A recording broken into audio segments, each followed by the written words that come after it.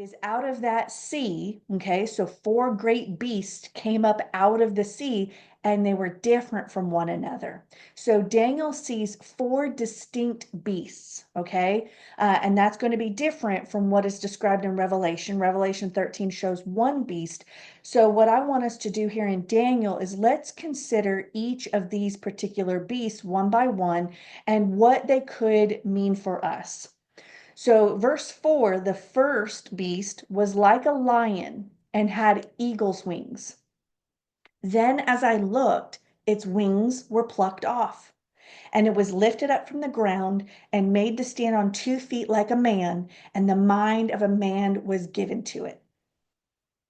So, I believe that the lion represents modern day England. Okay, because we find out later in verse 12 that the first three beasts, which represent nations, that they still exist at the time of the fourth beast being destroyed and thrown in, or destroyed by fire, which corresponds to Revelation 19 when the beast of Revelation is thrown into the lake of fire. So if Daniel's fourth beast and the Revelation 13 beast are the same, then that means it's happening in the end of days. And in verse 12 of Daniel 7, it says that the first three beasts were still alive. And in fact, their lives were extended for a season and a time.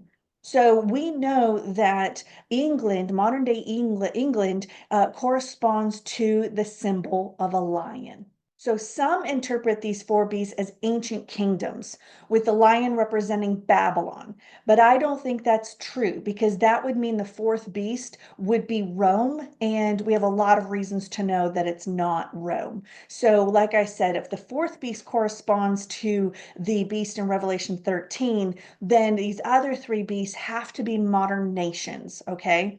Now, I believe that what Daniel is seeing is symbolic representation of global empires that existed before the fourth beast, but also continue to exist in some fashion at the time of the fourth beast.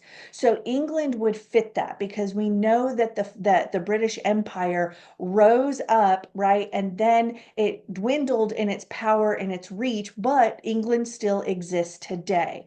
So, as I said, it represents the British Empire, which started in 1497. Now, recall what the verse said. It was a lion that had eagle's wings that were then plucked off. Well, what nation today is represented by the eagle?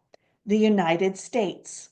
And the United States, as the eagle's wings that were once attached to the lion to England, well, we plucked ourselves off by declaring independence in 1776 and then winning the Revolutionary War in 1783.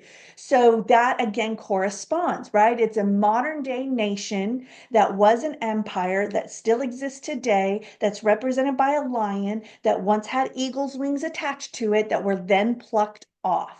Now, by 1920, England governed a quarter of the world's population and controlled a quarter of the world's land mass.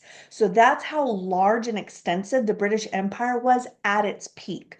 But it started to dwindle and shrink after World War I and then World War II as more nations started to declare their independence, with some being completely independent and others continuing to maintain some sort of affiliation. Think Canada, Australia, where they're a part of the United Kingdom, but they are independent in the sense that they have their own government.